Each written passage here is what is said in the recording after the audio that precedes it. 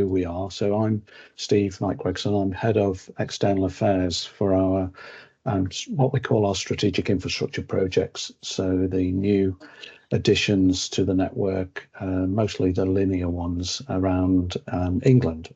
So I don't cover Wales, have another colleague that looks after our projects across in Wales. And also talking to you today will be Jenny Connell, who's from our electricity transmission business. Jenny is our sustainable and technical lead.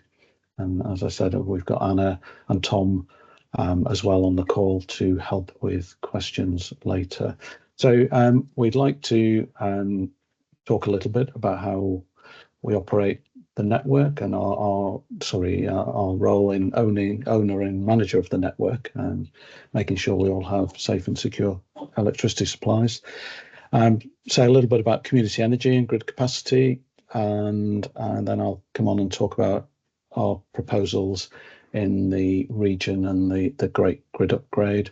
We'll say a little bit about community benefits and leave time at the end for questions and answers. I understand there was a UK Power Networks similar webinar a week or so ago, so hopefully some of you might have been able to attend that one as well. But so let's get going then with not sure how familiar all of you are with National Grid, but we thought we'd start with an introduction. So we're the transmission owner in England and Wales, and that puts us right at the heart of the transformation that's needed across the energy system. And we play a vital role in making sure that all of us are connected to the essential electricity supplies that we all use day in, day out. Within the National Grid Group here in the UK, there are a number of different business entities. Jenny and I, well, all of us on the call today, we're all part of National Grid Electricity Transmission, and that is the owner and manager of the high voltage electricity transmission network around the country. So as I alluded to there at the beginning, we're not UK Power Networks, who are the local distribution network operator who then carry power at lower voltage onto all of your homes and businesses around the region, with a high voltage network operator moving power in bulk around the country. And the strategic infrastructure bit of National Grid Electricity Transmission is part of the business that I sit in, and Anna and Tom, and we are responsible for delivering those major strategic transmission upgrades as we look to deliver more homegrown, secure, affordable, clean energy as a country.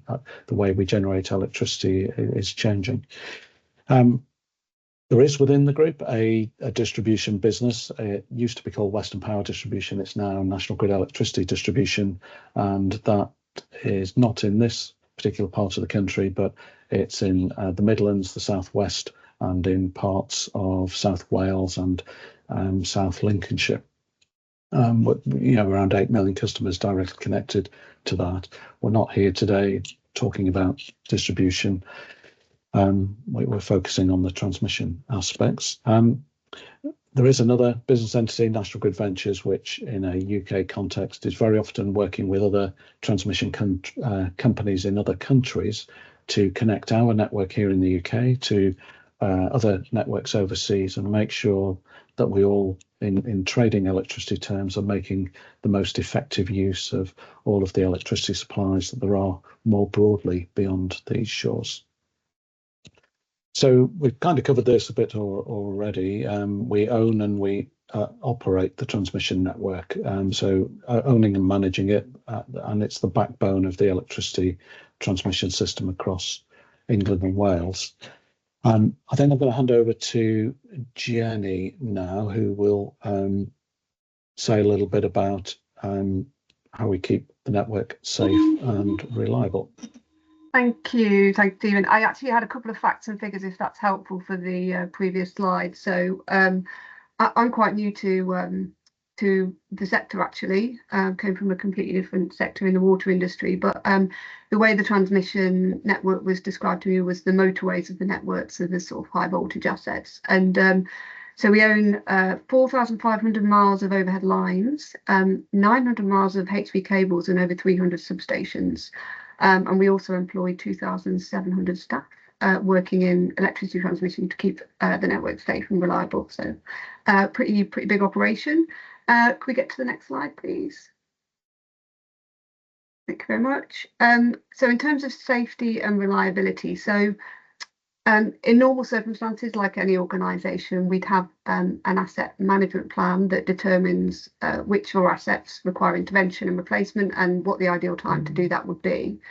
In reality, when you overlay that with the whole network, which also needs to transform and grow to meet increasing demands for electricity and to allow connection of renewables, it becomes a bit more complicated. So as an example, we have a finite amount of resources in our toolbox. So that's, people, internal staff, but also externally within our supply chain to deliver work.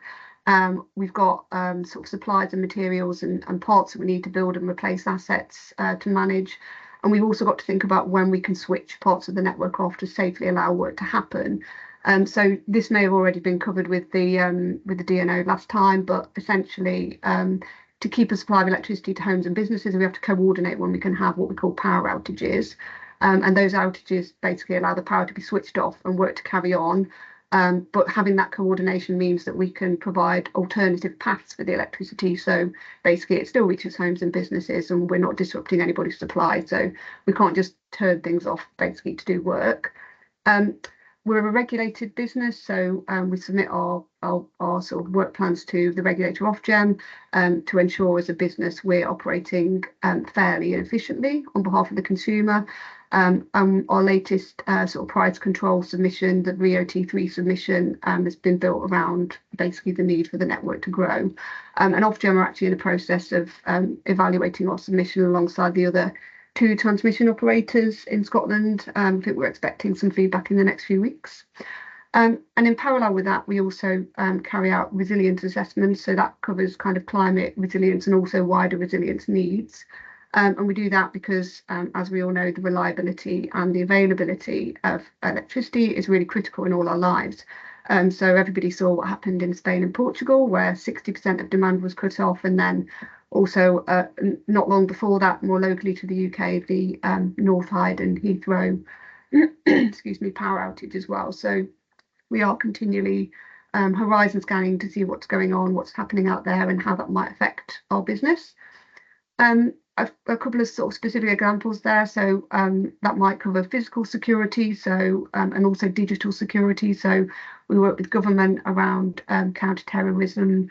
We're cognizant of UK threat levels and security classifications, and we also have digital teams who basically work to make sure our systems and our people and processes are in place so that we can make sure all our data is protected and that network is secured from unwanted guests. And then also as part of that, we have to think about natural and climate hazards to the network. So resilience and adaptation, it's becoming much more of a focus in the UK now. There's been much more talk than there has been in the last 10 years, I think in the last 2.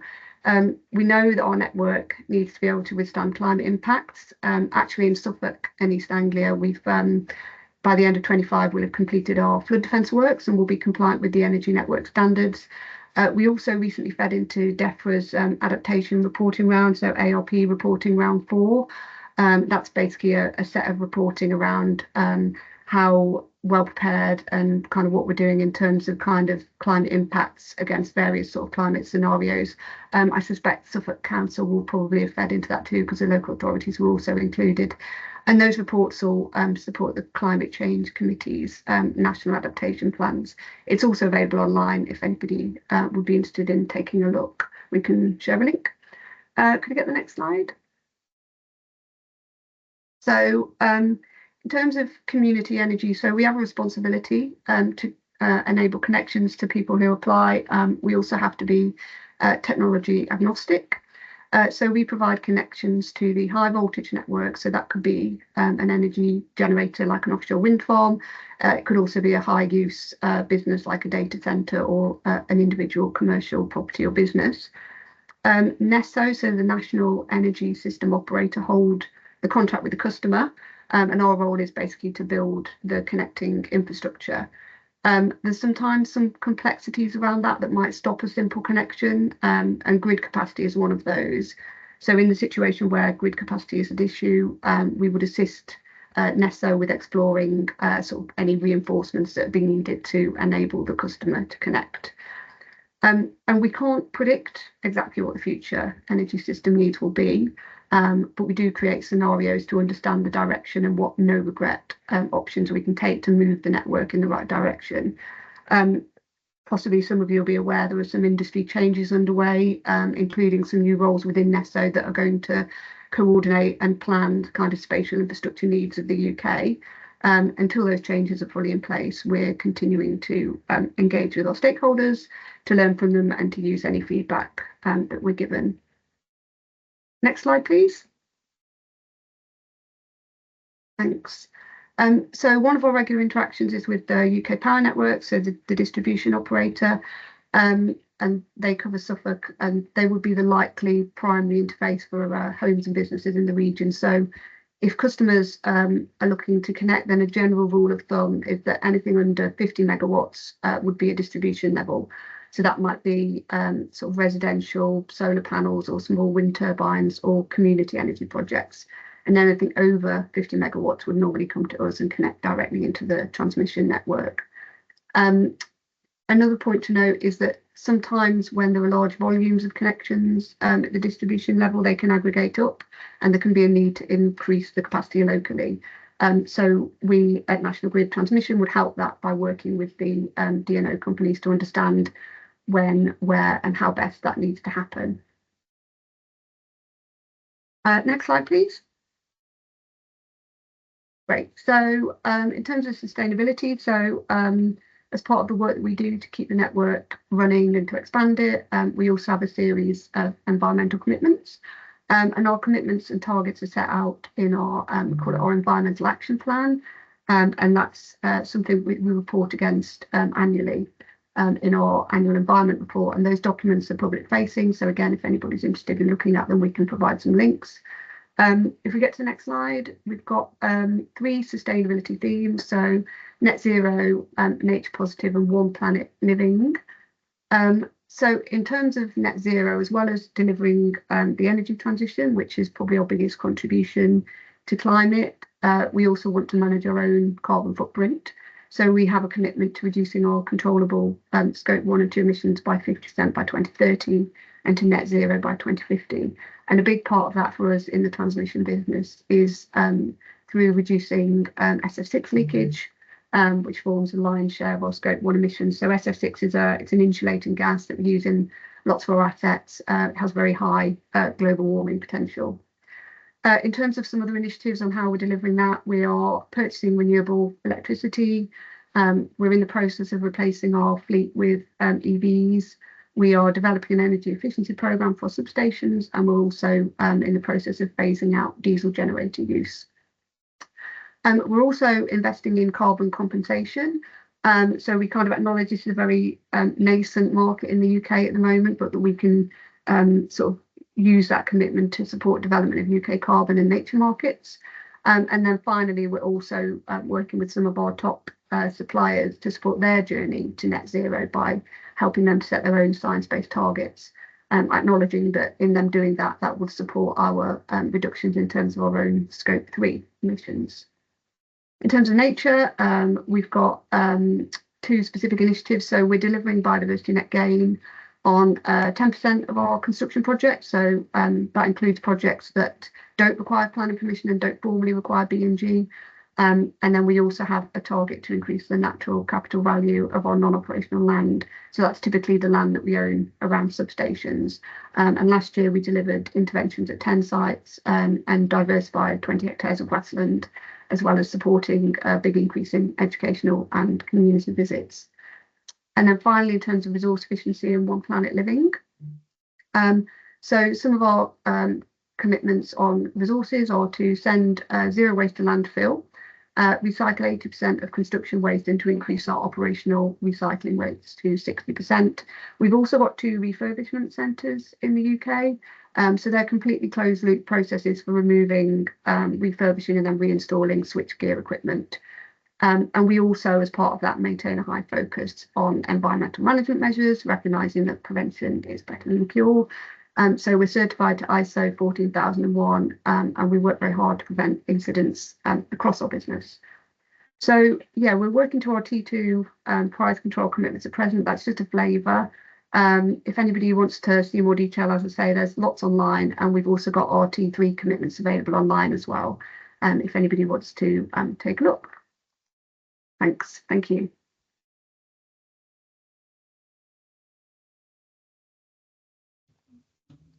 Thanks, Jenny. I'd like to come on now to talk about the Great Grid Upgrade and the work that we have right across the country, but more specifically here in this particular region as we adapt the network to adapt to our future needs as a country, to carry more homegrown British energy being generated and reduce our reliance on fossil fuels. As we look toward that 2050 target of net zero, and we look at how our generation mix is set to change as a country, the Committee for Climate Change, for example, are estimating that as a country we might need as much as 140 gigawatts of offshore wind by that point in time. But significant change in the way in which our sources of electricity are generated, and as a country that has implications for the network and how that needs to adapt to make sure that all of us have that secure, homegrown, reliable sources of energy delivered to us in the most efficient and effective way. So why does the network need upgrading? Well, before we look to build new lines, we look very much first and foremost at can we get more capability out of the wires and the substations that we already have, and that's very much what we are doing, both here in East Anglia and right around the network across the country. We are replacing wires on the network to put on conductors or wires that are capable of carrying more power, and we're putting in control equipment at places like Pelham and elsewhere to push and pull electricity, in simple terms, along parts of the network that have more capacity to carry more power. So a lot of work going on to upgrade the network that we already have, but those changes don't get us to the power carrying capability that is needed as how our electricity is generated changes, and as demand for energy is set to rise, as the way that we power our homes and businesses and transport changes and moves more toward electrification. And as we've mentioned throughout this afternoon, it's about delivering homegrown, secure, reliable electricity and keeping us all supplied with power in a really reliable way, and maintaining those reliability statistics that we have currently across the network. So what is the Great Grid Upgrade? Well, it's an umbrella term that we're using for a lot of the big strategic upgrades that are needed to add capability to the network as we're set to see increasing demand over the years ahead, and as our energy mix changes. So we have to make sure that the network is resilient and delivers secure supplies and contributes to keeping our bills as low as possible over the longer term, and supporting the economic opportunity and the growth that comes with that transition to different sources of electricity. So we currently have 17 nationally significant projects that are referred to as the Accelerated Strategic Transmission Investment projects, and together those form the Great Grid Upgrade. There are other proposals elsewhere in the country coming along after those, and a number of the 17 are here in the region. Some, a couple of them, Bramford to Twinstead and North London Reinforcement, already consented and heading into construction. So here in the region, the Great Grid Upgrade, like it does around the rest of England and Wales, will play a big part in boosting our homegrown power as a country, helping us switch to cleaner, more secure forms of energy, homegrown energy from where it's generated, and carrying that to where the power is needed. We've got within the region a couple of key proposals. SeaLink is a proposed offshore link between Suffolk and Kent, designed to increase the capability of the network to carry more power, and that's capable of carrying enough power for about 2 million homes. Norwich to Tilbury is a reinforcement in East Anglia between Norwich Main through to Bramford in Suffolk, and then on to Tilbury in Essex, as well as connecting new offshore wind generation. That will carry enough power for around 6 million homes. Bramford Twinstead, we've mentioned briefly already, is consented. It's a network reinforcement between Bramford substation in Suffolk and Twinstead T in Essex, granted consent in the autumn of 2023, and currently getting going on construction. And Norwich Main substation extension has now been granted permission, and again another key proposal in the area, connecting offshore wind and delivering that on, connecting that through to the distribution network and on to homes and businesses. So when we have new network proposals to deliver, we carry out various stages of public consultation as early as we can when we are developing proposals, and talk to a wide range of stakeholders and local residents through those consultation and engagement stages, holding public consultation and information events, engaging in a lot of meetings and stakeholder briefings. We run public webinars, a bit like this one today. We send out tens of thousands of community newsletters, generally to homes within a kilometre of either side of a potential proposed corridor. And we raise awareness across a broader area, generally around 5 kilometres out either side of those corridors, in social media, geo-targeted advertising, and in local media advertising online and in print, and through parish councils in those wider areas. We have dedicated project email addresses and phone lines and free post addresses, lots of ways that people can get in touch, and project websites with all of the consultation materials that are pertinent to whichever stage of consultation a project is at. And of course, after all of that, and after we've digested the feedback, and after we've thought about how might that feedback shape and influence our plans, we then make an application for consent to the Planning Inspectorate, and everybody has the opportunity again at that stage to make representations through that process and have their say before, through the examination, the Planning Inspectorate to examine our plans, and before they make a recommendation to the Secretary of State for Energy Security and Net Zero. And ultimately, any decisions about our projects are made by the Minister.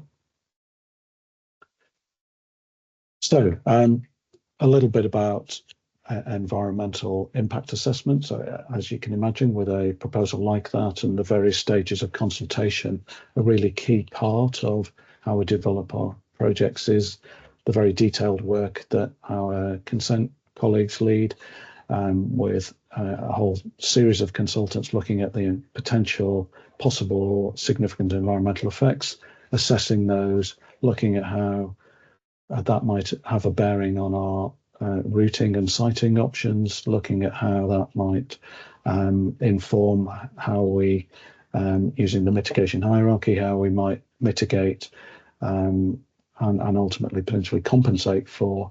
And in terms of meeting our legal obligations, making sure that as a business we're absolutely committed to delivering on biodiversity net gain, delivering at least 10% there, using those environmental assessment techniques and all of the stakeholder engagement to make sure that when we put forward our proposals in our consent submissions, that we are adhering to the mitigation hierarchy, avoiding, minimising, restoring and offsetting impacts, and then on top of that committed to delivering at least 10% biodiversity net gain.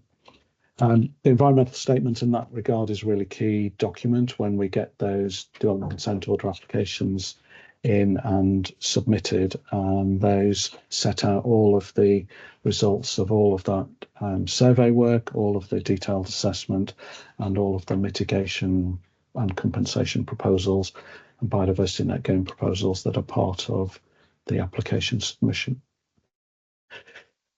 Wanted to say a little bit about as well today about community benefits, and we're, as a business, we're absolutely committed to ensuring that communities see enduring and tangible benefits. We recognise communities being asked to host new transmission infrastructure, and it's fantastic that government issued guidance around socioeconomic and community benefits earlier this year. I'll come on to say a little bit about that in a minute, because that really helps set the framework and context for the work that we now need to do by way of engagement and consultation around our socioeconomic and community benefit plans and strategies. But before I do that, I'll say a little bit about what we're already doing. So within electricity transmission, we have a community grant programme.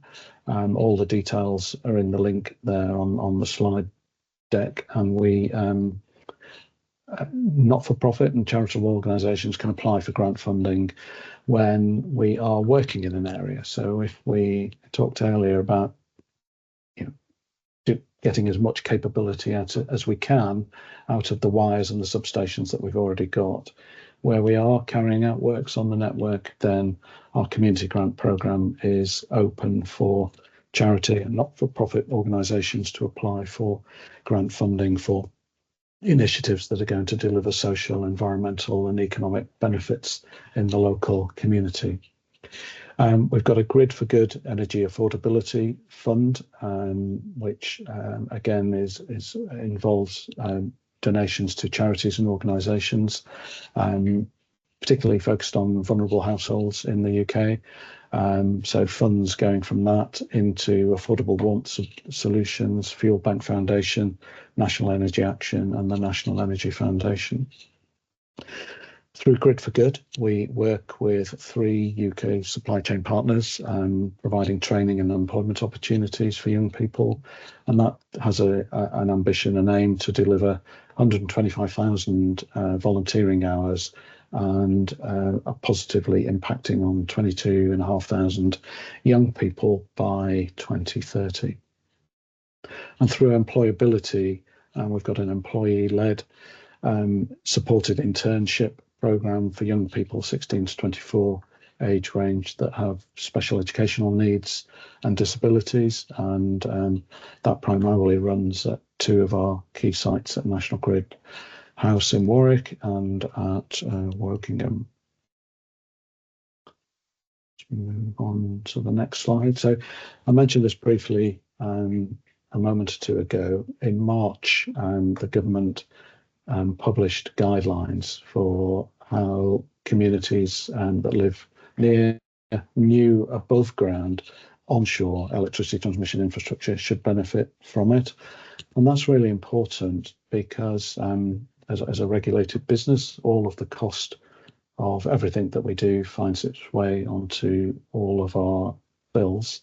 And that framework from government's really, really helpful because it now sets a really clear framework and parameter by which we can then move forward and engage, consult, listen, talk to people in the local area about what the local needs and wants are in that whole space, so that we can put together a socioeconomic and community benefit strategy for each project that delivers local benefits and wider regional benefits, in recognition that we are asking communities to host new infrastructure. So our goal around that is to deliver meaningful long-term social and economic benefits. The guidance does give us a very clear framework for new overhead lines and new substations.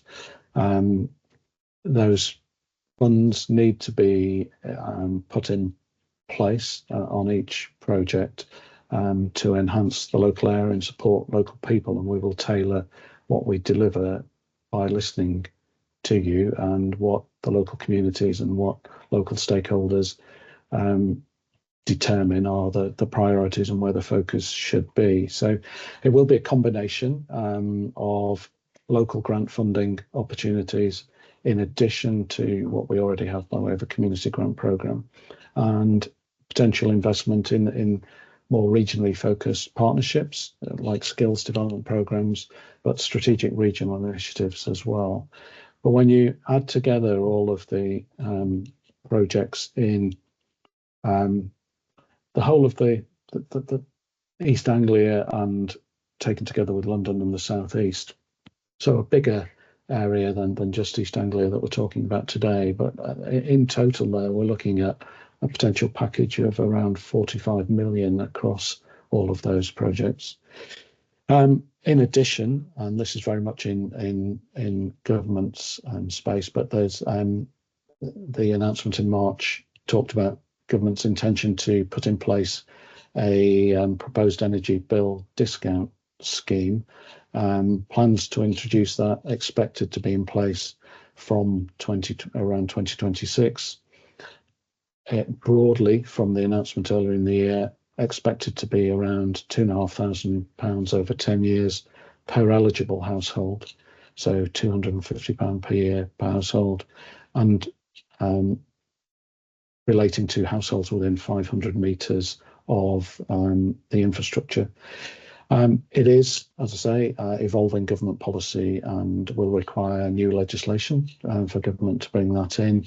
So, like all of you, we will be watching closely to see how government take that forward and how they set out the detail of how that scheme will be delivered. That hopefully was a helpful introduction and a quick overview, and I can see a question going in the chat, but I'll perhaps bring Hannah in to help with chairing through any Q&As, any questions that you might have, and myself, Jenny, Anna and Tom are on hand. Any questions that we can't answer, we will take away and come back to you, but hopefully we can try and answer as many as possible. So Anna, I'll hand over to you if I may. Yeah. No, thank you. Thank you very much, Steve. Yes, so I think there's a question in the Q&A function, but also in the chat. So a question about the slides. I think Jess did reply saying the recording of this webinar will be available on YouTube. We're happy to look at whether we can share the slides too. So yeah, if you maybe just leave that with us for now, we can see if that would be possible. I'll move on to the, I think just a single question for now in the Q&A function. So Rachel asked, may I ask where does small community energy fit into all this? And there's an example link like this impressive initiative. Tom, would you be okay to maybe answer that? I think we covered it a little bit in the community benefit section, but if you could jump in, that would be really helpful. Thanks, Anna. Yeah, good afternoon, everyone. So I suppose a couple of points to kind of raise on this, both in terms of community benefits, first of all, and then also kind of how energy's connected to the network, which I think Steve touched on briefly earlier. So projects like those kind of community energy funds, if they're looking for funding and they're potentially within the parameters that we ultimately end up setting for community benefits and kind of the grant funds, or potentially larger aspects, kind of regional funds, and that is something that we could consider at that stage, potentially funding through community benefit. As Steve said, it's partly dependent on what is considered appropriate by the local community and its priorities, but it's definitely something that we would consider in that aspect. From the other side of it, the connections aspect, projects like those community energy, that example that's linked, connect to the distribution network rather than the transmission network. So in terms of how the energy from them flows in, they in this part of the country will connect into the UK power network rather than ours. The only generators that connect into our national transmission network are those really big generators, so nuclear power stations, offshore wind farms, some solar farms, etc., that are of a very high capacity. So hopefully that answers the question in both aspects. Thank you very much, Tom. So we have another question in the Q&A function, and then I will go to Roger, who I can see he's got his hand up. So John asked, how are you coordinating with all other bodies that are involved with power in East Anglia? Can I enlarge on that slightly? Of course. Hello, can you hear me? Yeah. I've been John. to many of these meetings, and every time I go there, there's somebody else saying, oh, it's not our problem. So where we live, near the A12, we've got a massive problem with traffic, and everybody says that's not our problem, it's somebody else, or it's nobody. And the question is, who is coordinating, very specifically, demand on the A12 between Sizewell, yourselves, power networks? I've lost track of everybody that's putting traffic on the A12. But when I asked Suffolk County Council, they said each one of those projects is compliant. And in response to the question, what about when you add them all together, there is no answer. So I wondered if you were going to take the initiative on this and maybe try to put some joint committees together on this. Thank you, John. Yeah, that's really really helpful to understand that. Steve, Tom, I don't know if you maybe wanted to answer that together. Yeah, I'll just sort of hand it back to you. I think, yeah, John, it's a really good question, and it's a really important question from a cumulative impact point of view. That you made the point there very eloquently.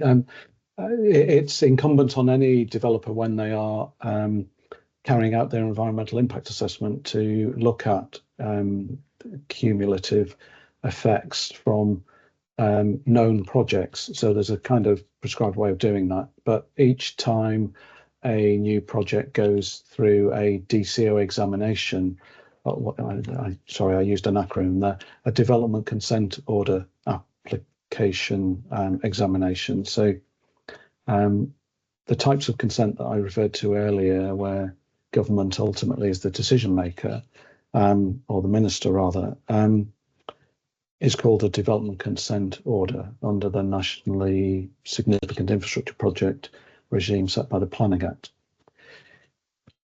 In the environmental statement that we talked a little bit about earlier, there's a requirement to address cumulative effects. So when you have a project, so our Sea-Link project is has been accepted for examination. Our Norwich to Tilbury project will be submitted. The consent application will be submitted during the course of this year.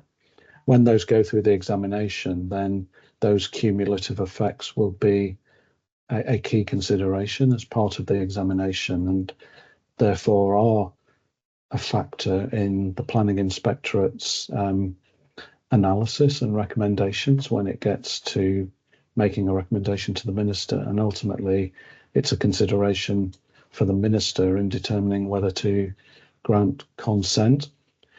we do work really closely with all of the developers that are bringing forward other projects to coordinate on construction traffic management plans and the like, very much with the intention of making sure that those aspects are addressed as much as we conceivably can about all the known projects when we do submit our proposals and put our consent applications in. So we're doing as much as we can to make sure that that is coordinated and at least understood in terms of the timelines and volumes of construction traffic and locations in a cumulative impact way. And then that feeds into the consent process as each proposal is considered. And of course, you know, the county council and the district councils are key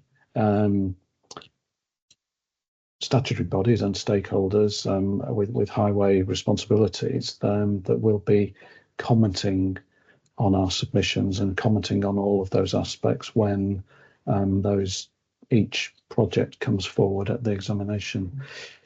I hope that's helpful. Tom, I don't know whether there's anything you want to add or. Thanks, Steve. Yeah, I was just going to add as well that obviously, in addition to that, there are frequent conversations I myself and members of the project team are having, you know, regular, almost weekly conversations with the other developers in the area. So Sizewell C, as you mentioned, Scottish Power Renewables, National Grid Ventures, etc. Where we do very much try and coordinate kind of any of activities where possible. Be that, for example, surveys we're doing, kind of we have done for Sealingwood, and National Grid Ventures have also done for Line Link in similar areas. If there's the ability for one of us to conduct the surveys and share the information between each other, for example, we do aspects like that. So it is something we are extremely aware of, and we do our utmost to do as much of it as we can kind of between ourselves as project teams as well, because we recognise that the impact that we have on the area, whilst we try and mitigate that as much as possible, we all understand that any of our projects do have an impact and we want to minimise that as far as we can. Thanks, Tom, and thanks, Steve. Yeah, I'm just a bit conscious of time. There's quite a few questions coming in, but I did say I was going to go to Roger next. So yeah. Thank you. My question is really about one of the issues that has constrained the development of particularly smaller sustainable energy sources, and that is the application for space and capacity on both the local distributor and also National Grid.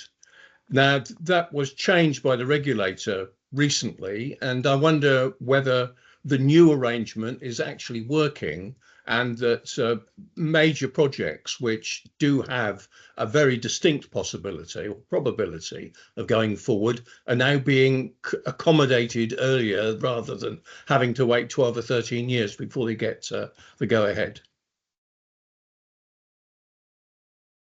Jenny, is that one that you might be able to comment on?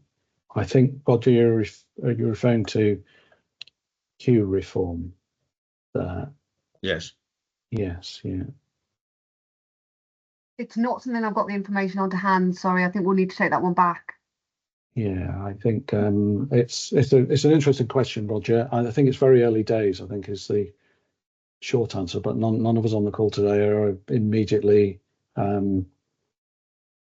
we're not the relevant experts for that, but let's take that away and we'll get an answer back. Fine. But Yeah, you're right. The government the regulator has made some reforms in that space that is intended to, bring forward proposals that otherwise would be coming along later. I would say, picking up on your point about distribution and transmission, we have a license obligation to look at whole network, so not just look at electricity transmission and not think about distribution. Our colleagues in the electricity transmission business are very focused in very regular dialogue with the distribution network operators around grid capacity as a whole. So not just transmission, but transmission and distribution collectively. But on the specific question about the queue and the reforms there, and is that making a difference already, we'll come back to you if we may. Yeah, I think Roger, if you could either get in touch with Jess, and Jess can sort of get our contact, your contact details to us, or if you could get in touch with community relations at nationalgrid.com. We do have a team of people who will be able to sort of forward your query to the relevant person, and that would probably be the best way for you to get a detailed answer. But thank you very much for your question. I was just going to move on to another one that's been put in the chat from David. So David asked how much electricity is wasted in transmission, and then I think the follow-up is also related to this question. Is that related to the distance transmitted, the voltage, or type of wires used? Tom, I don't know if you could maybe just provide a little bit of an answer. I'm not sure if we'll have the exact number, so it might be another one where getting in touch with our community relations team would be best. But over to you, Tom. Thanks, Anna. You're correct. I haven't got the precise figures to hand. I do believe our kind of annual losses in that kind of sense over the last 3 years are in our yearly environmental report, so we can get a link circulated. Obviously, the losses I do know are at extremely low levels, without wanting to give a number off the top of my head, as it's not my specialism. But obviously, naturally, from our point of view, we want losses, and we try and design the system to have the least amount of losses possible, and because that maximizes efficiency of the network. And as Steve said, that's part of the reason why we do upgrade. It'll be the reason why we do upgrades on existing infrastructure as well, to ensure we're squeezing the maximum out of the current network. But we'll be able to get a figure to you after this. I'd probably just come in and add that the losses are higher at distribution voltages as well. So Jenny, I don't know whether you've got anything you'd want to add on that point. Yeah, I was just going to say I'll put a link to our annual environment report in the chat. It does have our losses for the last 3 years and our baseline year in there as part of our scope 3 calc. So I'll put the report in there, and then that'll give the exact numbers. In terms of, I think somebody had mentioned about, I think, yes, the distance transmitted is quite a significant factor in losses, but I equally am not an expert. Okay, thank you thank you very much, Jenny and Steve and Tom. I'll just move to another question that's been put into Q&A. So Sally has a question about solar farms. So I'll read it out, maybe not the entire question, only because it is a little bit lengthy. So just about solar farm planning applications, especially coming forward on farmland. How does grid availability feed into this process of granting permission? Surely it's important that there is an overall strategy for the location, and there does not appear to be one at present. So I think when it comes to strategic planning, I'm not sure it would be a question for us, and it does also seem like another connection question. Happy to come in and say a little bit around this. Thanks, Anna. And Sally, thank you for the question. I guess in terms of targets, Clean Power 2030 from government sets our ambition as a country, and the Committee for Climate Change are an organisation that advise government as well in this space. And it goes back to some of the things that we talked about at the start, that as a country we are changing to different sources of electricity generation, and I guess at a very high level it's for government and its advisors to set the ambition and the targets. I think as a country, I'd need to check what the latest figures are. I know we've got at least 14 gigawatts of solar today, and you're right, Sally, there are an enormous amount of connection applications. Perhaps linked to our ambition as a country to have more energy coming from solar, as well as from wind, as well as from new nuclear and other sources. So I've been at National Grid a long time, nearly 30 years, and it's always been the case, I guess, that there are more connections and more connection applications and proposals than actually end up going ahead. So, and the planning process is a really important one. As a chartered town planner myself, it's, I guess the planning process is right at the heart of determining whether or not a proposal is acceptable in planning and environmental terms and could therefore go ahead in that sense. Your question is more about grid capacity and the planning for that. So at a very strategic level, the National Energy System Operator, which is a publicly owned body, the National Energy System Operator carries out the very strategic network planning considerations about looking at future energy scenarios, how our transition to different sources of energy what pace of change we might see over the years ahead. They look at what does that mean for the transmission network in the 10-year statement that they publish each year, looking 10 years ahead, how does the network need to change and adapt? And they're also been consulting about, and we get into very long acronyms here and very technical names, but a transitional centralized strategic network plan. But I don't think that goes really to the heart of your question. That's very strategic, looking at how power needs to move around and where it may be primarily generated on the network. It's not a geographically arranged spatial master plan in the sense of sites and locations for solar farms. That's the planning process is there to determine whether or not individual proposals are acceptable. So over the years that I've worked in this industry, some things don't get consent. Some things the developers behind it decide not to take financial investment decisions or decide to go and build, wind farms or solar farms in other countries elsewhere, where the opportunities are, potential rewards are greater, and some just don't progress for other reasons. So appreciate the feeling out there that it might feel like a bit of a gold rush.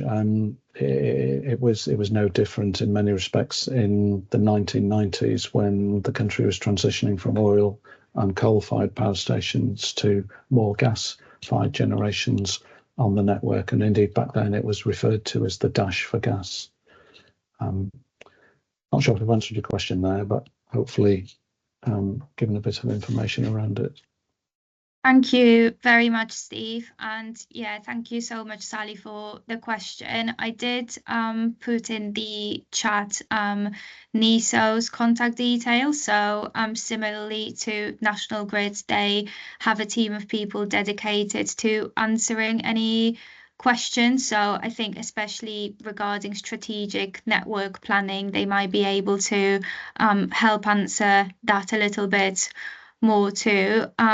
So another question was from Rachel, so also in the Q&A function. So I will just read it out.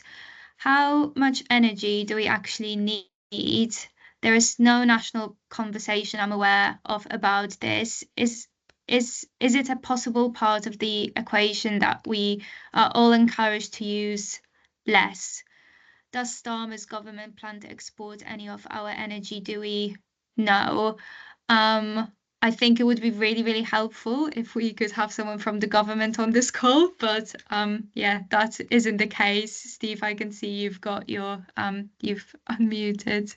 Yeah, thank you, Anna, and yeah, Rachel, thank you for the question. And we, when we're not here, we can't speak on behalf of the government, but yeah, I referred earlier to the Committee for Climate Change and the work that they do, looking at how do we all collectively as a country move forward and make that transition to our binding legal commitment to reach net zero by 2050. I've also talked as well about the role of the National Energy System Operator, and they are at the heart of looking at how does the network need to adapt and change. And there is a conversation that they have around that when they are looking at future energy scenarios. So they engage really widely with a really broad set of stakeholders about exactly that. What are the future energy scenarios likely to be? And in the report that they publish each year, there are usually 4 different scenarios, and they are 4 different rates of change or paces at which our energy patterns are going to change as a country. So there is that national conversation, I guess, happening at that strategic level with the system operator through the future energy scenarios discussion. And as I mentioned in response to the previous question, that feeds into the analysis that the system operator then does about looking at how does the transmission network, and when I say the transmission network, I'm talking about a Great British context there. That's National Grid Electricity Transmission in England and Wales, but it's also 2 Scottish companies in Scotland. It's Scottish Power Transmission and it's Scottish and Southern Electricity Transmission in the north, in the Highlands and north of Scotland. So looking at how does the network need to adapt and change. Definitely energy efficiency and using less and transitioning to devices and not just using less generally, passive transport, using devices that consume less is a key part, but that will all feed into that future energy scenarios discussion, I guess, at that National Energy System Operator level. Thank you so much, Steve. Very conscious of time. So if there are any other questions, if I could please direct you to our community relations team, so they can be reached at communityrelations@nationalgrid.com. But yeah, happy to pass over to Jess, and yeah, thank you very much. Thank you, everyone, on behalf of National Grid for taking the time to join today. Much appreciated. And Jess, back to you. Oh, thank you. Well, thanks to you guys, really. It was a really good overview of your work, and hopefully everyone's questions. We've come to the end of the questions at 2 p.m, so that's great. And thank you for coming, and thanks everyone for joining, and to those that will watch back later as well on YouTube.